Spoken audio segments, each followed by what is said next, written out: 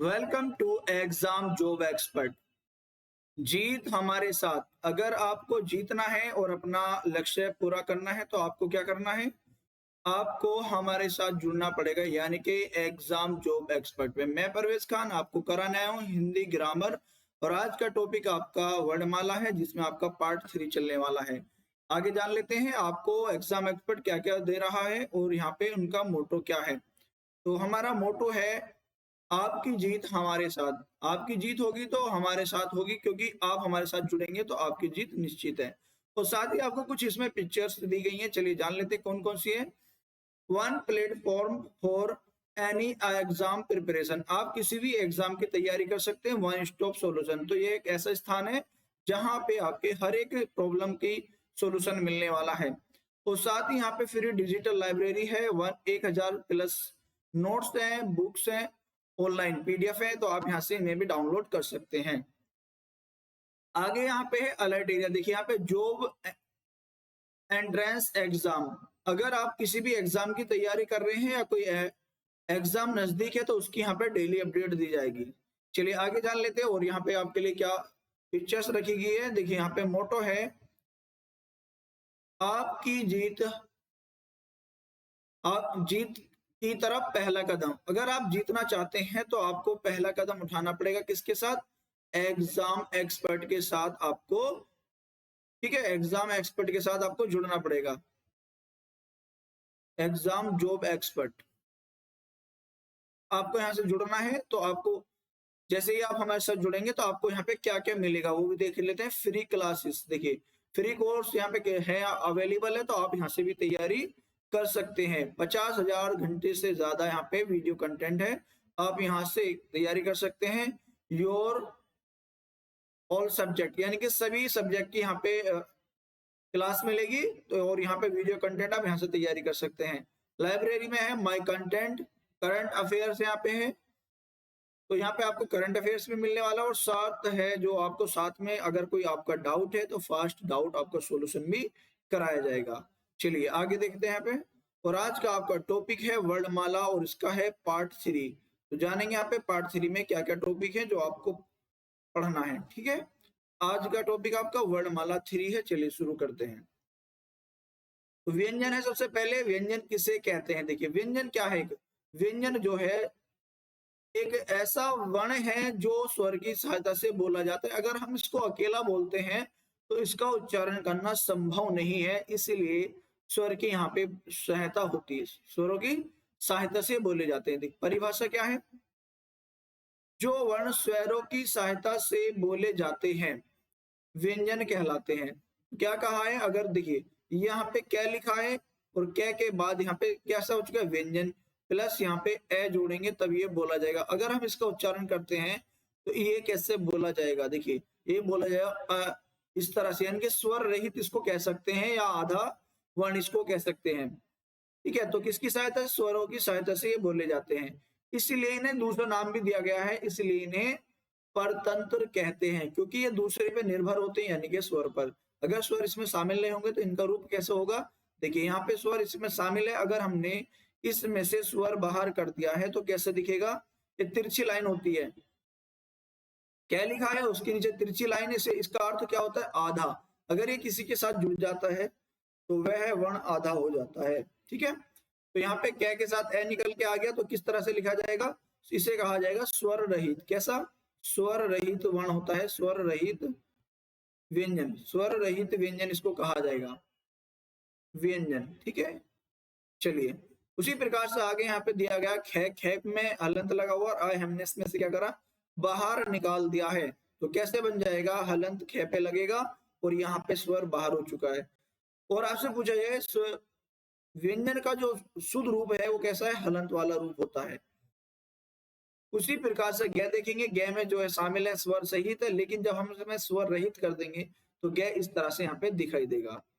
ठीक है, चलिए आगे देखते हैं। नोट पॉइंट देखिए, व्यंजन को ही हल कहा जाता है, व्यंजन को हल भी कहा जाता है, इसका दूसरा नाम है, क्योंकि इसी को ही हल कहा जाता है। ये आपको याद रखना है। तो समझ में आ गया है हल किसे कहा जाता है? व्यंजन को हल कहा जाता है, क्योंकि इसमें जब स्वर रहित हो जाता है तो इसके नीचे एक हलंत लगता है, इसलिए इसे हल कहा जाता है। सभी को समझ में आ चुका है? चलिए आगे चलते हैं। देखिए अब हलंत के बारे में बात करेंगे। ये तिरछी लाइन होती क्या है और इसका प्रयोग कैसे होता है। हल हलंत या विराम। देखिए हलंत क्या है? एक विराम चिन्ह है। हलंत क्या है? एक विराम चिन्ह है। अब ये कैसे है? अगर हमने यहाँ पे लिखा कै, ठीक है, और इसके नीचे इसके अगर हम इसको क्या करेंगे, कै को हम किस तरह से तोड़ सकते हैं? कै को इस तरह से लिख सकते हैं, ठीक है, लिख दिया इस तरह से।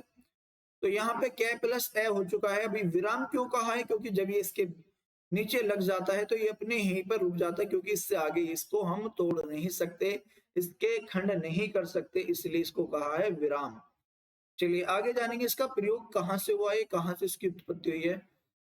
ब्राह्मी लिपि से व्युत्पन्न लगभग सभी लिपियों में प्रयुक्त एक चिन्ह है। तो ये क्या है? एक चिन्ह है जिस व्यंजन के बाद यह चिन्ह लगा होता है उस चिन्ह में छिपा हुआ ए समाप्त हो जाता है। देखिए इसमें क्या कहा है, जिसके नीचे लग जाता है तो उसमें जो छिपा हुआ ए होता है वो कैसे हो जाता है? समाप्त हो जाता है।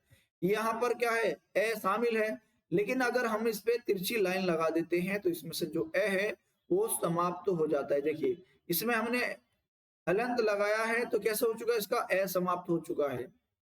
क्लियर है? जिसके भी ये नीचे जुड़ जाएगा तो वो कैसे हो जाएगा? स्वर रहित हो जाएगा, या कहा जाए जिसमें जो ए इसमें शामिल है वो समाप्त हो जाता है, छिप जाता है। चलिए आगे जानेंगे इसकी पहचान। देखिए हलंत, इसकी पहचान क्या? एक तिरछी लाइन है। इसे क्या कहता है? इसे तिरछी लाइन भी कहा जाता है। जिस वर्ण के नीचे लग जाती है तिरछी लाइन तो वह वर्ण आधा हो जाता है। सपोज देखिए यहाँ पे अगर हमने यहाँ पे कोई वर्ण लिखा है गे, इसके नीचे अगर हमने हलंत लगा दी तो इसका रूप कैसा हो जाएगा? इस तरह से हो जाता है, यानी कि आधा हो जाएगा। और ऐसे वर्ण जो आधे पहचान में आ जाए तो उनके नीचे लगा दिया जाता है। जैसे हमने कै के नीचे लगाया हलंत, तो इसकी पहचान हो जाएगी, या तो इस तरह से लिखेंगे या इसको इस तरह से लिखेंगे, इसके इक्वल होता है। अगर हम यहाँ पे है को लिखें, है यहाँ पे पूर्ण और है को कहा जाए आधा लिखा जाए, तो है को हम आधा नहीं लिख सकते।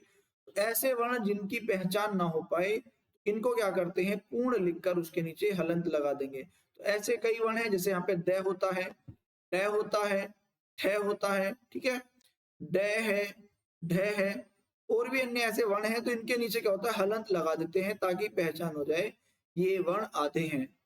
क्लियर है? समझ में आ चुका है? चलिए आगे चलते हैं। आगे आया है, देखिए इनका प्रयोग कहाँ कहाँ होता है और इसका नाम क्या है। देखिए इन्हें इस हलंत को अन्य भाषा और लिपियों में भी प्रयोग किया जाता है। तो देवनागरी में इसे क्या कहा जाता है? देखिए देवनागरी लिपि में इसे हलंत कहा जाता है, ये आपको याद रखना है। देवनागरी लिपि में इसको हलंत कहा जाता है। अगर आपसे पूछा जाए मलयालम भाषा में या लिपि में, तो आपको यहाँ पे क्या बताना? मलयालम में से चंद्रकला कहा जाता है। क्या? इसे मलयालम में चंद्रकला कहते हैं, आपको याद रखना है। तो ये आपको याद रखना है, मलयालम में चंद्रकला और देवनागरी में से हलंत कहा जाता है। आगे पॉइंट पढ़ेंगे। प्रत्येक व्यंजन वर्ण में ए ध्वनि शामिल रहती है, इसके बिना उच्चारण संभव नहीं है। अगर ये इसमें शामिल ना हो तो हम इसका उच्चारण नहीं कर सकते, क्योंकि देखिए यहाँ पे क्या लिखा है? क्या लिखा है? इसको बोलेंगे और इसको उच्चारण करेंगे। पहले इसका उच्चारण करते हैं तो यहाँ पे क्या हो जाएगा? क्योंकि ये स्वर रहित है, और इसको कैसे बोलेंगे? कै।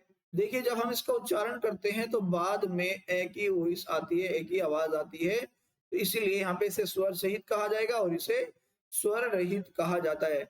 और स्वर के बिना इनका उच्चारण करना संभव नहीं है, इसलिए इसमें ए ध्वनि शामिल की जाती है। समझ में आ चुका है हलंत का प्रयोग कैसे होता है और यहाँ पे ए का क्या महत्व है। चलिए आगे जानेंगे नोट पॉइंट। देखिए नोट पॉइंट यहाँ पे क्या है? व्यंजनों का उच्चारण स्वतंत्र रूप से नहीं होता। यहाँ पे क्या कहा है? जो व्यंजन है इनका उच्चारण स्वतंत्र रूप से नहीं होता। क्यों नहीं होता? क्योंकि इसमें क्या शामिल होता है? स्वर शामिल होता है। क्या होता है? स्वर शामिल होता है, इसलिए इनका उच्चारण स्वतंत्र नहीं होता। जैसे यहाँ पे ए है, ए क्या है, स्वतंत्र, इसमें कुछ भी कोई भी वर्ण शामिल नहीं होता, इसीलिए इसे स्वतंत्र कहा गया है, और इसे क्या कहा है, स्वतंत्र नहीं होता। ठीक है, तो आपको याद रखना है स्वर स्वतंत्र होते हैं और व्यंजन अस्वतंत्र होते हैं, यानी कि कमी होती है स्वतंत्र में। क्यों होती है? क्योंकि ये स्वर की सहायता से बोले जाते हैं। चलिए आगे पॉइंट देखेंगे यहाँ पे। अब बात करते हैं यहाँ पे इनकी संख्या कितनी है और कितने प्रकार के होते हैं। देखिए जानेंगे यहाँ पे सबसे पहले, मूलतः व्यंजनों की संख्या 33 होती है। तो ये मोस्ट इंपोर्टेंट लाइन है, ये आपको याद रखना है क्योंकि यहाँ से क्वेश्चन बन के आता है एग्जाम में। आगे ध्यान देना है व्यंजन। देखिए व्यंजन मुख्यतः 3 प्रकार के होते हैं। तो व्यंजन को तीन प्रकार के होते हैं, 3 तरह के होते हैं। कौन कौन से? नंबर 1 स्पर्श व्यंजन, नंबर 2 है अंतस्थ व्यंजन, और नंबर 3 है ऊष्म व्यंजन। देखिए अंतस्थ यहाँ पे कैसे लिखा होता है, यहाँ पे 2 बिंदी और होती हैं। क्या होती हैं? 2 बिंदी होती है, जिसे हम कहते हैं विसर्ग। क्या कहा जाता है? विसर्ग कहा जाता है, ये आपको याद रखना है। ठीक है, क्योंकि यहाँ से वर्तनी में भी क्वेश्चन पूछा जाता है कि अंतस्थ कैसा लिखा होता है, ये आपको ध्यान करना है। तो कैसे बनेगा? यहाँ पे 2 बिंदी हो जाएगी, ये आपको याद रखना। यहाँ पे लिख देते हैं, देखिए अंतस्थ, अंतस्थ हो जाता है यहाँ पे इस तरह से, ये आपको याद रखना है, अंतस्थ। ठीक है, चलिए तो यहाँ पे नंबर 2 हो चुका है अंतस्थ। नंबर 3 की बात की जाए तो यहाँ पे होगा ऊष्म व्यंजन। ठीक है, तो 3 प्रकार के हो चुके हैं, आपको याद रखना है, ये भी मोस्ट इंपोर्टेंट लाइन है कि यहाँ पे पूछ लिया था कि व्यंजन कितने प्रकार के होते हैं। तो 3 प्रकार के होते हैं। चलिए आगे चलते हैं। नंबर 1 की बात करते हैं, स्पर्श व्यंजन। देखिए स्पर्श यानी कि क्या करना है? संघर्ष करना है। स्पर्श करना क्या?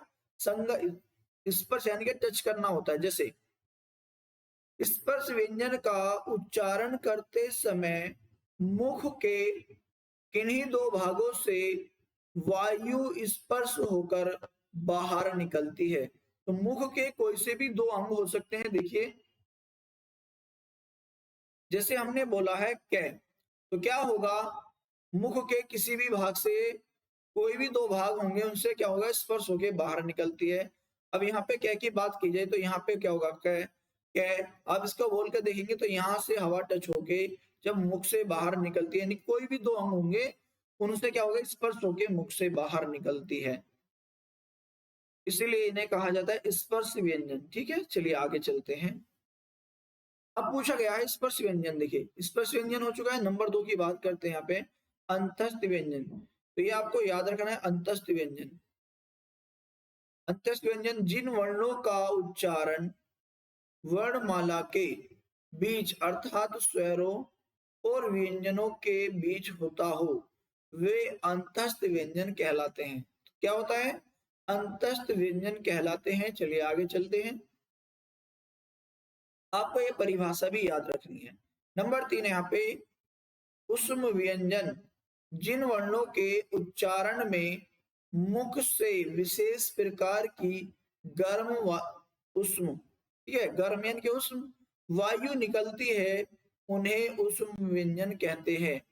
इनके उच्चारण में श्वास की प्रबलता रहती है। देखिए जैसे ही हम इनका उच्चारण करेंगे तो कैसे होगे? गर्म वायु मुख से बाहर निकलती है, इसलिए इन्हें ऊष्म व्यंजन कहते हैं। चलिए आगे जानेंगे कौन कितने प्रकार के होते हैं, कौन कौन से होते हैं। नंबर 1 की बात की जाती है यहाँ पे, देखिए स्पर्श व्यंजन और इनकी संख्या कितनी है। स्पर्श व्यंजन है, पढ़ेंगे। इन व्यंजनों का उच्चारण मुख के विभिन्न अंगों के स्पर्श से उच्चारित किया जाता है, यानी कि मुख के जो विभिन्न अंग होते हैं उनसे उच्चारित किया जाता है। तो कहां से लेकर कहां तक है? तो याद रखिए कैसे लेकर मैं तक है, और इनकी संख्या होती है 25। कैसे लेकर मैं तक कुल संख्या 25 होती है, इन्हें ही स्पर्श व्यंजन कहा जाता है। तो ये आपको याद रखना है, स्पर्श व्यंजन इनको कहा जाता है। ठीक है, चलिए आगे ध्यान देंगे। आगे यहाँ पे ध्यान देना है। देखिए ये होता है कै वर्ग। कै वर्ग का मतलब है अपनी ही लाइन में रहना है, अपने ही वर्ग में रहना है। तो सभी के सभी किसके अंतर्गत आते हैं? कै वर्ग के। और इनका अपने प्लेस वैल्यू भी होता है, जैसे 1 नंबर पे ये है, ये 2 नंबर पे है, ये 3 नंबर पर है, ये 4 नंबर पर है, और ये 5 नंबर पे है। तो कै वर्ग की बात की जाए तो ये पांचों के पांचों वर्ण किसके अंदर आएंगे? कै वर्ग के अंतर्गत आते हैं। उसी प्रकार से यहाँ पे च वर्ग है, तो च वर्ग में क्या कह रहा है, च आ रहा है, छ ज झ, यहाँ इसको बोलते हैं, तो इसका नाम और भी है पंचमाक्षर। आगे ध्यान देंगे ट वर्ग, देखिए ट वर्ग है यहाँ पे, तो इसके अंतर्गत 5 ही वर्ण आते हैं, ट ठ ड ढ, और इसको बोलते हैं तिलक वर्ण है, ठीक है। त वर्ग में आता है त थ द ध न। प वर्ग हो चुका है प फ ब भ में। देखिए यहाँ पे कैसे लेकर मैं तक है, यहाँ से ऐसे भी आ सकता है एग्जाम में, कै से प वर्ग तक, कैसे प वर्ग तक व्यंजनों की संख्या कितनी होती है, तो आपको याद रखना है 25। इनका नाम क्या है, स्पर्श व्यंजन है, ये आपको याद रखना है, स्पर्श व्यंजन इनका नाम है। क्लियर है, आपको पता चल गया है, और इनके अन्य अन्य नाम भी है, वो चलिए आगे जान लेते हैं। नंबर 2 की बात करते हैं, देखिए अंतस्थ व्यंजन, इनका अंतस्थ व्यंजन है, उनका प्रयोग देखेंगे। देखिए ये जो आपने पढ़े हैं स्पर्श व्यंजन, स्पर्श व्यंजन, इनको ही नोट पॉइंट में लिखा है, इन्हें वर्गीय उदित व्यंजन भी कहा जाता है, ये आपको याद रखना। क्या ये वर्गीय भी, क्योंकि वर्ग है इनके अंदर, कितने 5 वर्ग हैं, इसीलिए इन्हें वर्गीय या उदित व्यंजन भी कहा जाता है। क्लियर है, चलिए आगे ध्यान देंगे नोट पॉइंट।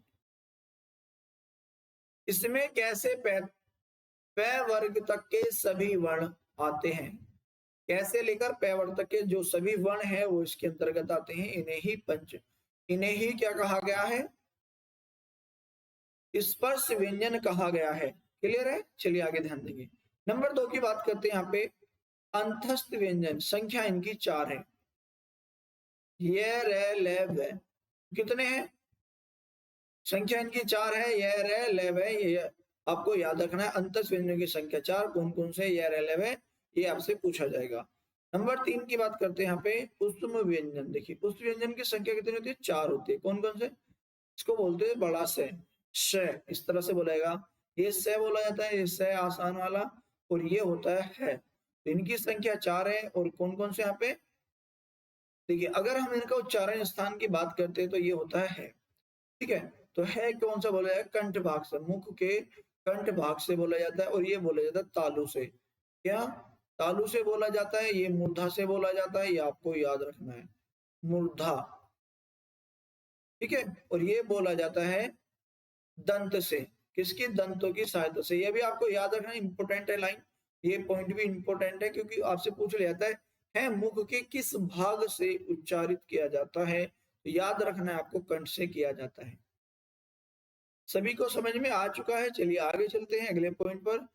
अब देखिए यहाँ पे पूछा गया कुल व्यंजनों की संख्या, तो नोट पॉइंट है, हिंदी वर्णमाला में कुल 39 व्यंजन होते हैं। देखिए कौन कौन से 39 होते हैं, नंबर 1 की बात करते हैं, यहाँ पे स्पर्श व्यंजन, जिनकी संख्या 25 है, ठीक है। नंबर 2 यहाँ पर है अंतस्थ व्यंजन, संख्या इनकी 4 है, आपको याद रखना है।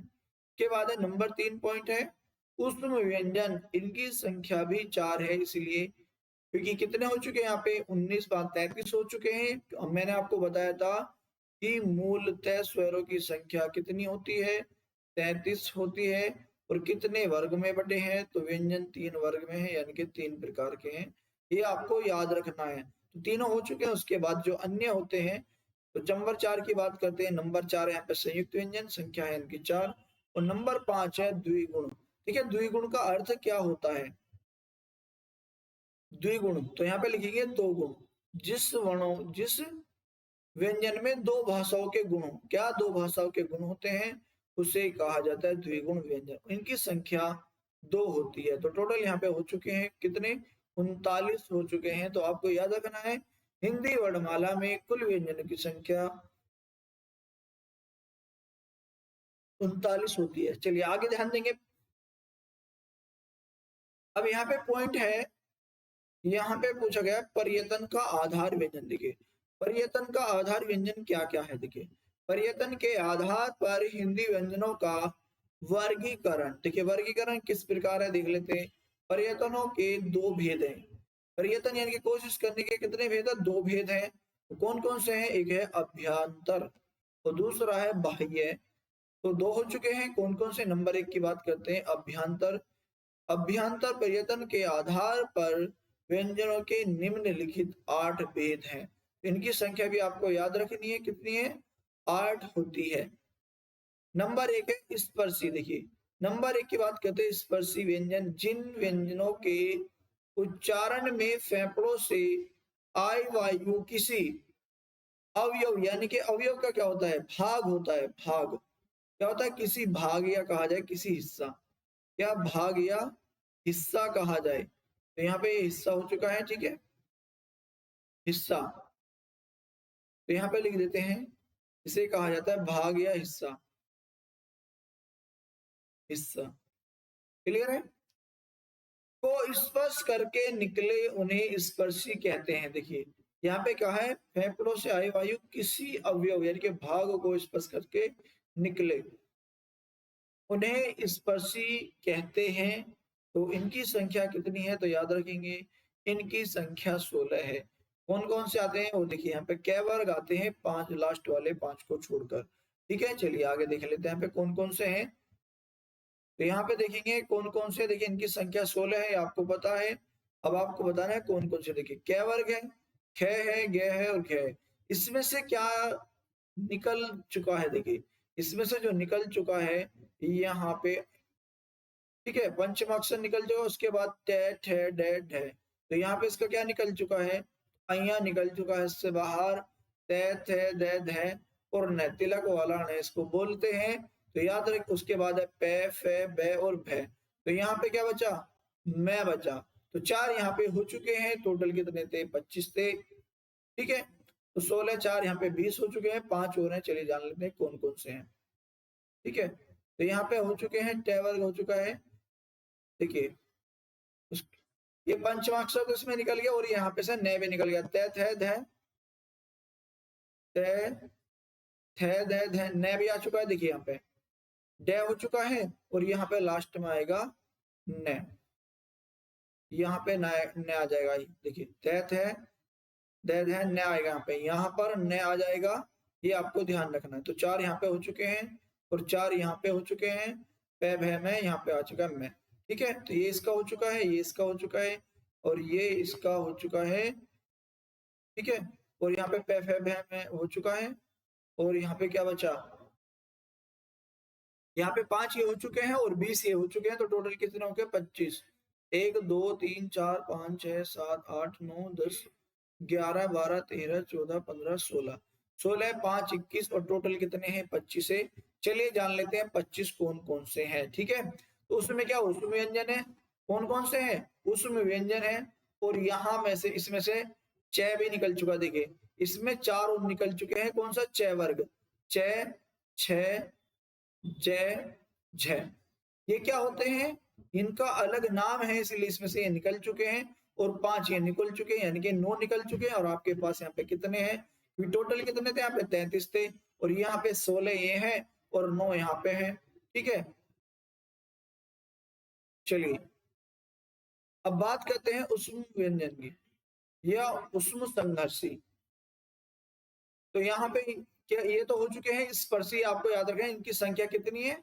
16 है, सिर्फ आपको ये याद रखना है। चलिए उष्म व्यंजन या उष्म संघर्षी जिन व्यंजनों के उच्चारण में वायु संघर्ष पूर्ण निकले उन्हें संघर्षी कहते हैं। इनकी संख्या कितनी होती है? 16 होती है। नहीं, इनकी संख्या होती है 4, ये गलत लिखा हुआ है। चलिए इनकी संख्या होती है 4, ये आपको याद रखना है। कितनी होती है? 4 होती है। कौन कौन से? से। ठीक है, ये आपको याद रखना है क्योंकि यहाँ से इसमें से जो निकले थे पंचमाक्षर अलग अलग निकल चुके थे और 4 ये। टोटल स्पर्श व्यंजन कितने थे? 5 होते, 25 होते हैं। तो 4 ये निकल चुके हैं और 5 ये निकल चुके हैं, यानी कि 9 निकल चुके 25 में। तो कितने बचे? 16।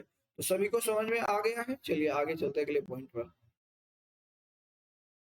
उसके बाद है स्पर्श। देखिए स्पर्श संघर्षी। स्पर्श संघर्षी जिन व्यंजनों के उच्चारण में स्पर्श का समय अपेक्षाकृत अधिक होता है। देखिए क्या कहा? यानी कि जो हम अपेक्षा करते हैं उससे अधिक होता है और उच्चारण के बाद वाला भाग संघर्षी हो जाता है, वे स्पर्श संघर्षी कहलाते हैं। ये आपको याद रखना है। इनकी संख्या कितनी है? 4 है। देखिए 25 में से 4 ये यहाँ पे निकल चुके हैं, तो इनकी संख्या कितनी? 4 है। तो याद रखना 6, 6, j और 6, इन्हें कहा जाता है स्पर्शसंघर्षी व्यंजन। क्लियर है? चलिए आगे चलते हैं, क्योंकि यहाँ पे हमारे जो बचे थे टोटल कितने थे? 25 वर्ण थे, 25 व्यंजन थे। ठीक है, 25 व्यंजन थे यहाँ पे 25 व्यंजन थे, आपको याद रखना है। ठीक है, 25 व्यंजन थे, 16 वहां पे लिख दे तो 4 यहाँ पे आ गए। ठीक, चलिए आगे चलते हैं। तो यहाँ तक सभी को समझ में आ रहा है? चलिए, तो यहाँ पे 25 हो चुके, 4 यहाँ पे हो चुके हैं और वहां पे 16 थे, तो कितने हो चुके हैं? 20 हो गए हैं, बाकी 4 यहाँ पे बचे हैं। चलिए उन्हें, उनका नाम क्या है? देखिए उनका नाम अलग से यहाँ पे दिया गया है, चलिए जान लेते हैं। यहाँ पे इनको अन्य नाम से जानते हैं, इन्हें कहा है नासिक्य। जिन व्यंजनों के उच्चारण में वायु मुख्यतः नाक से निकले उन्हें नासिक्य कहते हैं। देखिए जब हम इनका उच्चारण करते हैं तो मुख के किस भाग से यहाँ पे वायु निकलती है या किस वाइब्रेट होती है? तो नाक यहाँ पे वाइब्रेट होती है, यानी कि कंपन होती है, इन्हें इसलिए नासिक्य कहा जाता है। और साथ ही इनके अन्य नाम क्या है? देखिए इनको पंचमाक्षर यानी कि 5 अक्षर वर्ण होते हैं, पंचम वर्ण भी कहा जाता है या नासिक्य वर्ण भी कहा जाता है। क्लियर है? सभी को समझ में आ गया है? इनकी संख्या 5 होती है। कितनी होती है इनकी संख्या? 5 होती है। कौन कौन से? यहाँ पे देखिए पांचों बाद वाले वर्ण है। स्पर्श व्यंजन में जो बाद वाले 5 वर्ण है उनको ही नासिक्य वर्ण, पंचम वर्ण या पंचमाक्षर कहा जाता है। समझ में आ चुका है आपको? चलिए आगे चलते हैं। आगे है यहाँ पे वर्तस्य या दंतमूल। देखिए वर्तस्य क्या कहा जाता है? दंतमूल, यानी कि दांतों की जड़ों से। ऐसा व्यंजन होता है जिसे उच्चारित करने के लिए जिह्वा को ऊपर के वर्तस, देखिए जीभ को ऊपर के वर्तस कंठक से छुआ जाता है या पास लाया जाता है। इनमें इनकी संख्या होती है 5। सबसे पहले जानेंगे इनकी संख्या होती है 5, मोस्ट इंपोर्टेंट है। ठीक है, वर्तस्य या दंतमूल। तो इनकी संख्या 5 होती है। कौन सी? न, रे, ले, से और जय। देखिए अगर हम इनको शॉर्ट ट्रिक से याद कर सकते हैं तो शॉर्ट ट्रिक इसमें जान लेते क्या है। जय, न, रे, ले, से। देखिए एक नाम बन चुका है जनरल्स। ठीक है, तो हम इनको इस तरह से याद कर सकते हैं, दंतमूल या वर्तस्य। सभी को पहचान हो चुकी है, सभी को समझ में आ चुका है। चलिए आगे चलते हैं अगले पॉइंट पर। यहाँ पे पूछा गया पार्श्विक। देखिए पार्श्विक क्या होता है? यहीं से क्वेश्चन एग्जाम में बनते हैं वर्णमाला से।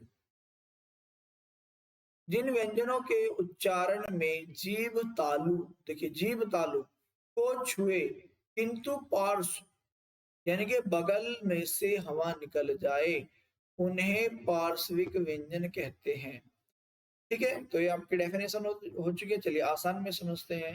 अर्थात जिनके उच्चारण में जिह्वा का अगला भाग मसूड़ों को छूता है और वायु पार्श्व आसपास यानी कि वायु बगल के आसपास से निकल जाती है, वे पार्श्विक कहलाते हैं।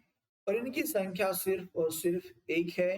कौन है? हिंदी में केवल लय व्यंजन ही। ठीक है, कैसा है? पार्श्विक है, आपको याद रखना है। ये मोस्ट इंपोर्टेंट है, आपको याद रखना है।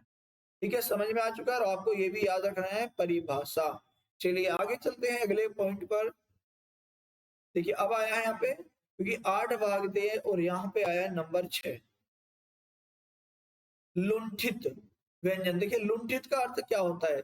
जीभ का आगे से मुड़ना। अगर जब आप इसका उच्चारण करेंगे तो जीभ का जो आगे वाला भाग होता है वो मुड़ जाता है, यानी कि आगे की ओर ऊपर उड़ जाता है, आगे से ऊपर की ओर उठ जाता है। परिभाषा: जिन व्यंजन वर्णों का उच्चारण करते समय जिह्वा मुख के मध्य तेजी से लड़खड़ाए, ठीक है, या कंपित हो, उसे लुंठित कहते हैं, उसे लुंठित व्यंजन कहते हैं। आपको याद रखना है। ठीक है, इसके अन्य नाम भी हैं, चलिए जान लेते हैं क्या क्या है। तो पहले तो जानेंगे क्या है इसमें। देखिए लुंठित किसे कहा है? रे को कहा गया। ठीक है, स्वर सहित रे को। रे को परकंपित, लुंठित या कंपनजात व्यंजन कहते हैं। ये आपको याद रखना है। जैसे अगर आप बोलते हैं रे रे रे, तो यहां से कैसा होगा, जब हम रे बोलेंगे तो जीभ का आगे वाला भाग इस तरह से रहता है, आगे से उठा हुआ रहता है। ठीक है, तो आपको याद रखना है, इस तरह से जीभ का भाग आगे से उठ जाता है। हिंदी में केवल रे व्यंजन प्रकंपित है। तो हिंदी में जो है केवल और केवल जो प्रकंपित है रे ही है। ठीक है, ये आपको याद रखना है। चलिए आगे जानेंगे। देखिए यहाँ पे अगला पॉइंट है अर्धचंद्र बिंदु। ठीक है, अर्धचंद्र बिंदु कैसा, आधे चांद वाला। तो इनके अन्य नाम है और इनके रूप कैसे हैं सबसे पहले देखेंगे। देखिए इनकी संख्या होती है 3। क्या होती है, 3। चलिए कौन कौन से यहाँ पे देखिए, ओ है जो अंग्रेजी से ओ आया है, जौ है, ठीक है, और यहाँ पे फा, आदि। ठीक है, आदि के लास्ट है यानी यही आते हैं ओजफ। ठीक है, या इसका याद रखेंगे ओजफ, ओ जफ के तरह इसको आप याद भी रख सकते हैं। ठीक है, समझ में आ गया है। तो इनकी संख्या 3 है। अर्धचंद्र क्यों कहा है, क्योंकि यहाँ इनके सर पर बिंदी नहीं है, इसलिए इनको क्या अर्धचंद्र बिंदु वर्ण कहा है। देखिए आधा चांद कैसा है, ऐसा है। समझ में आ चुका है। चलिए आगे चलते हैं अगले पॉइंट पर। अगला पॉइंट यहाँ पे है अर्धस्वर। देखिए इन्हें कहा अर्धस्वर कैसा, आधा स्वर है और आधा व्यंजन है, इसलिए इन्हें अर्धस्वर कहा है। देखिए जो ध्वनियां कभी स्वर कभी व्यंजन हो उन्हें अर्धस्वर कहते हैं। ठीक है, जैसे ठीक है, अब अगर आप संधि पढ़ेंगे तो ई आता है और ई के बाद, ठीक है, ई जो आता है ई य में बदलता है और ऊ आता है तो ऊ बदलता है व में, इसलिए इन्हें अर्धस्वर कहा गया है और ये आते हैं यण संधि में। तो यह व व्यंजनों का उच्चारण करते समय ये क्रम से ई तो य में बदलता है, ऊ व में बदलता है। ठीक है, ई य हो जाता है, ऊ व हो जाता है। स्वरों के उच्चारण की स्थिति में होते हैं तथा बाद में यह व व्यंजनों व व्यंजनों की स्थिति में होते हैं। कैसे होते हैं, एक तो यह और वह की स्थिति में होते हैं, आपको याद रखना है। ठीक है, और इनकी संख्या 2 है, ये आपको याद रखना है। कितनी है, 2 संख्या इनकी होती है, ये आपको याद रखना है। संख्या कितनी है, 2 होती है, यह और वह। आगे पढ़ेंगे। संघर्षहीन भी कहा जाता है इनको, या अर्धस्वर। जिन ध्वनियों के उच्चारण में हवा बिना किसी संघर्ष के बाहर निकल जाती है वे संघर्षहीन ध्वनियां कहलाती है। देखिए इन्हें ही संघर्षहीन ध्वनियां भी कहा गया है। नोट पॉइंट, यह वह व्यंजन संघर्षहीन या अर्धस्वर या श्रुति मूलक वर्ण है। तो ये आपके तीनों नाम है, तीनों से आपको पूछ सकता है एग्जाम में। सभी को समझ में आ चुका है। चलिए आगे चलते हैं अगले पॉइंट पर। अगला पॉइंट आपके सामने है, नंबर 7 की बात करते हैं क्योंकि इसमें 8 होते हैं ये। ठीक है, चलिए आगे ध्यान देंगे। यहाँ पे उत्क्षिप्त या द्विगुण व्यंजन। देखिए इसमें कहा 2 भाषाओं के गुण होते हैं, 2 गुण, द्विगुण यानी कि 2 गुण इनको कहा जाता है। जिन वर्णों के उच्चारण के समय जिह्वा पहले ऊपर उठकर मूर्धा को स्पर्श करती है और फिर तेजी से नीचे गिरती है तथा वायु तेजी से बाहर निकलती है, उसे उत्क्षिप्त व्यंजन कहते हैं। तो डेफिनेशन आपने पढ़ लिया। जिन वर्णों के उच्चारण में समय जिह्वा पहले ऊपर उठकर मूर्धा को स्पर्श करती है और फिर तेजी से नीचे गिरती है, वायु तेजी से बाहर निकलती है, उसे उत्क्षिप्त व्यंजन कहते हैं। इनकी संख्या कितनी है, 2 संख्या होती है, ये आपको याद रखना है। कौन कौन से हैं, ड और ढ। देखो ये आपको याद रखना है क्योंकि हिंदी में कैसे होते हैं, ऐसे होते हैं, और यहाँ पे इनको कैसे बनाया है, 2 बिंदी वाला। ठीक है, तो इनकी आपकी पहचाने आपको याद रखना जिनके नीचे बिंदी आ रही हो। देखिए इनके अन्य नाम भी हैं। ड और ढ को क्या कहते हैं, को द्विगुण, उत्क्षिप्त, कुस्रिप, संकर वर्ण या ताड़न जात वर्ण कहा जाता है। तो ये इसके नाम है, इस तरह से भी एग्जाम में पूछा जा सकता है। आगे ध्यान करेंगे, नोट पॉइंट। देखिए इनमें 2 भाषाओं हिंदी और फारसी के गुण पाए जाते हैं, इसलिए इन्हें द्विगुण कहते हैं। जिसके अंदर दो गुण होता है इसलिए इन्हें द्विगुण कहा जाता है। तो यहां तक सभी को समझ में आ चुका है। फिर चलते हैं आगे अगले पॉइंट की ओर। देखिए यहाँ पे पूछा गया है आपसे, यहाँ पे है को क्या क्या कहा। देखिए है को उष्म संघर्षी, स्वर यंत्रमुखी, काकल्य वर्ण, कंठ, ठीक है, उष्म उष्म संघर्षी, सघोष वर्ण आदि नामों से जाना जाता है। तो आपको याद रखना है काकल्य मोस्ट इंपोर्टेंट है, ये आपको याद रखना है काकल्य वर्ण इसी को ही कहते हैं काकल्य, ठीक है, ये आपको याद रखना है। चलिए आगे ध्यान देंगे। अगला पॉइंट है हिंदी वर्णमाला में दो अमानक वर्ण झ और भ हैं, जिन्हें पहले छ और भ के रूप में लिखा जाता था। देखिए पहले, तो यानी कि पहले जो हम झ लिखते थे वो कैसा था, इस तरह से लिखा जाता था, और यहाँ पे इस तरह से निकला हुआ होता था, उसके बाद वह, तो ये ऐसा होता है और इसके बाद इसको ऐसे लिखा होता है। इन्हें कहा जाता है अमानक, यानी कि अभाव है मानक, ठीक है, यानी कि मान्यता की इनका अभाव है, कमी है। अगला पॉइंट है संयुक्त व्यंजन। देखिए संयुक्त व्यंजन किसे कहते हैं, संयुक्त व्यंजन कहते हैं जो दो वर्ण होते हैं, ठीक है, यानी कि दो व्यंजन होते हैं एक स्वर के सहारे से बोले जाएं। देखिए डेफिनेशन पढ़ेंगे, यदि दो व्यंजन एक ही स्वर के सहारे बोले जाएं तो उन्हें संयुक्त व्यंजन कहते हैं। ये आपको याद रखना है। पहला जो व्यंजन होता है स्वर रहित होता है और जो दूसरा होता है स्वर सहित होता है। चलिए इसके बारे में जानते हैं। और संयुक्त व्यंजन, जो व्यंजन दो या दो से अधिक व्यंजनों के मिलने से बनते हैं उन्हें संयुक्त व्यंजन कहा जाता है। संयुक्त व्यंजन में जो पहला व्यंजन होता है वो हमेशा स्वर रहित, देखिए स्वर रहित होता है, और इसके विपरीत दूसरा व्यंजन हमेशा स्वर सहित होता है। तो इनकी संख्या जानेंगे कितनी होती है और इनके रूप कौन कौन से। चलिए जानते हैं, यहाँ पे इनकी संख्या होती है 4, ये आपको याद करना है, ठीक है। चलिए तो संयुक्त व्यंजन की हिंदी वर्णमाला में कुल संख्या 4 होती है। संयुक्त व्यंजन की बात की जाए तो 4, और संयुक्त, देखिए संयुक्त स्वर, ठीक है, संयुक्त स्वर की संख्या कितनी है, 4 है, ठीक है। और यहाँ पे पूछा गया है संयुक्त व्यंजन, तो इनकी भी संख्या 4 है। अगर पूछा जाए संयुक्त वर्णों की संख्या कितनी होती है तो आप बताएंगे 8, ठीक है। जहां पे वर्ण आ जाए, वर्ण आ जाए तो 8 है, और अगर आ जाए संयुक्त स्वर तो 4 है, और संयुक्त ठीक है, स्वर जो 4 है संयुक्त व्यंजन भी 4 है। तो इनकी संख्या अगर पूछे वर्णमाला तो यहाँ पे 8 होती है, आपको याद रखना है। देखिए अब ये बनते कैसे हैं, देखिए यहाँ पे संयुक्त है, जब हम इसका उच्चारण करते हैं क और स की आवाज निकालता है, क और, तो क्या कैसा होता है, स्वर रहित होता है, और स कहता है स्वर सहित। लेकिन हम इसको और भी छोटा कर सकते हैं हलंत लगा के, तो इसका बिल्कुल जो मूल रूप है वो इसमें आ जाएगा, इससे छोटा इसको हम नहीं कर सकते। तो यहाँ पे आ चुका है। उसके बाद तय, त्रय है, तो तय, त्रय आ रहा है तो तय होता है, इसमें शामिल हो रहा होता है, तो तय तो आधा होता है और रय पूर्ण होता है। तो यहाँ पे जब रय पूर्ण होता है तो इसमें से हमने क्या करा, ए बाहर लेके जाएंगे, ठीक है। और जब ए चला जाएगा तो रय कैसा होगा, स्वर रहित होता है, जिसके नीचे हलंत लगा होता है। तो यहाँ पे देखिए जय और अहिया का इसका मेल होता है, इनके दोनों के मेल से आ बनता है, ठीक है। क्या बनता है, ए बनता है, ठीक है, ये आपको याद रखना है।